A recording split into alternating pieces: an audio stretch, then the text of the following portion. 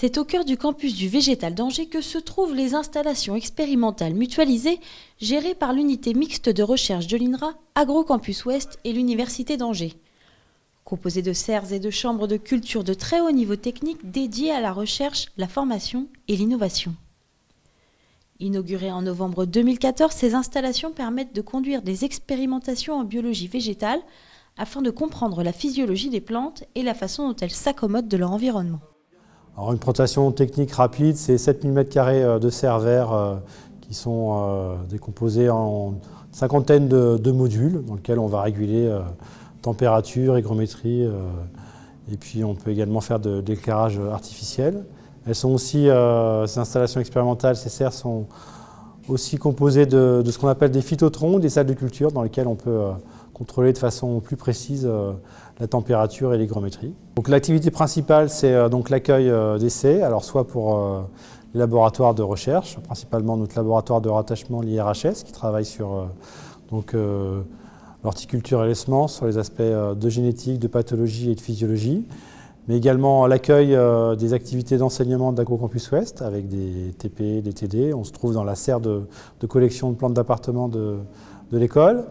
Et puis également donc, des activités d'innovation. On loue des serres pour des acteurs de la filière du végétal spécialisé. Ce dispositif expérimental et pédagogique est à la disposition des chercheurs, des enseignants, mais aussi des élèves.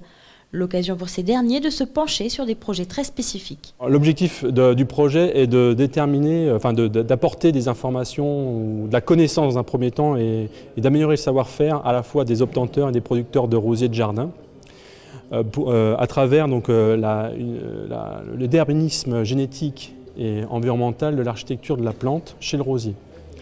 Pourquoi on veut travailler sur cette thématique de recherche? Tout simplement parce que on a eu un changement ces dernières années du comportement du consommateur. Le rosier était dans le passé consommé racines nues suite à l'arrachage dans les champs en octobre et commercialisé donc, sous cette forme, racines nues, dans un plastique avec un chromo présentant la variété fleurie. Et ces dernières années, le consommateur a changé de comportement de consommation. Le rosier est désormais acheté au printemps en pot, en fleurs. Et donc pour pouvoir optimiser justement la qualité du produit, il faut que le rosier soit harmonieux dans ce pot et donc que sa forme soit harmonieuse et donc son développement architectural. La connaissance qu'on va acquérir à travers ce travail va nous permettre de mieux travailler tant au niveau génétique qu'au niveau production, c'est-à-dire tant au niveau de l'obtenteur précisément que du producteur. Ces installations permettent d'explorer de nouvelles pistes en matière de résistance et de qualité gustative des végétaux. Une façon de préparer l'avenir de l'agriculture.